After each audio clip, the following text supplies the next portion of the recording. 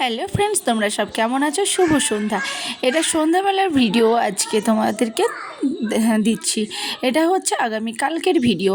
তো আগামীকালকে আমার হাজব্যান্ড গেছিলো আমার শ্বশুরের সাথে দেখা করতে, কারণ আমার শ্বশুরের শরীরটা এতটাই খারাপ যে ওনাকে ভর্তি করতে হয়েছে। আজকে 5-6 দিন হয়ে গেল। উনি সিওপিডির পেশেন্ট, আর ওনার একটু নিউমোনিয়া ইনফেকশন হয়ে গেছে, আর অনেক দিন ধরে উনি বিরাট আর কি কষ্ট পাচ্ছিলেন। তো তারপরে ওনার ছেলে বাড়িতে আসার পর ওনাকে নিয়ে গেছে দিশানে, কলকাতা যে দিশান, ওখানে ভর্তি করেছে, ওখানে ট্রিটমেন্ট চলছে।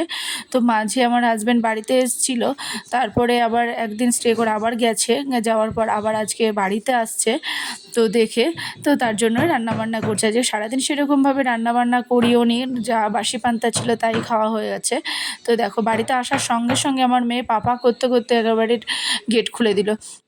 কারণ সারাটা দিন ওর পাপা ছিল না বলে এতটাই ও কষ্ট পাচ্ছিল, বারবার ভাবছিল কিনা যে বাইকে যে কেউ যদি আসছে ভাবছে ওর পাপা আসছে, এই জন্য পাপা করতে করতে ছুটছিল। আর ওর পাপা দেখো ওর জন্য একটা ললিপপ নিয়ে এসছে, আর আরও কিছু নিয়ে এসছে, ফল ফ্রুট নিয়ে এসছে, কিন্তু সেগুলো আর ব্যাগে ছিল, বার করেনি, কারণ কাচাকুচো জামা প্যান্ট ছিল না।